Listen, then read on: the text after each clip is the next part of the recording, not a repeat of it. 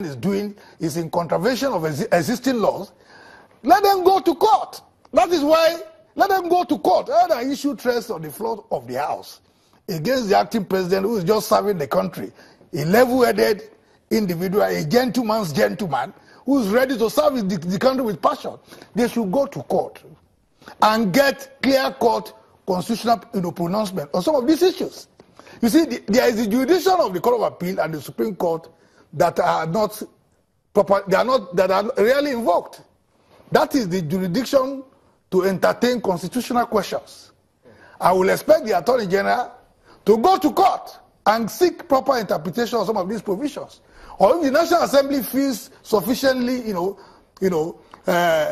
have been committed about some of these provisions, they can go to court. I think the judiciary is there to arbitrate where there is a dispute between two houses of government.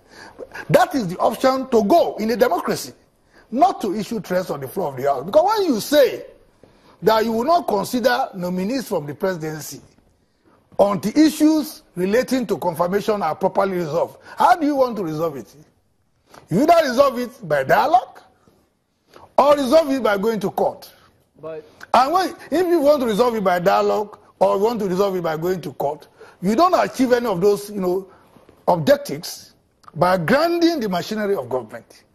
Because in that case, you are not in that situation. You are not attacking the executive alone. You are attacking the Nigerian people. All right, Mr. Shitu, because when just hang on again.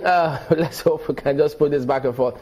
So, was it then an error on the part of the presidency when they submitted Mr. Magu's name to the Senate?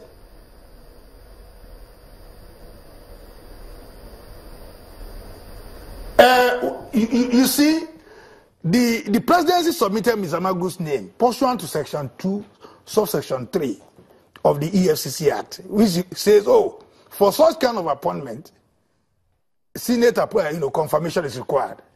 But again, you have to look at Section 2, subsection 3 of the EFCC Act against the context of constitutional provisions.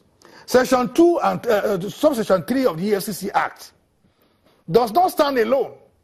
Every law, every legislation must be able to cohere with the provisions of the Constitution in order for them to be valid.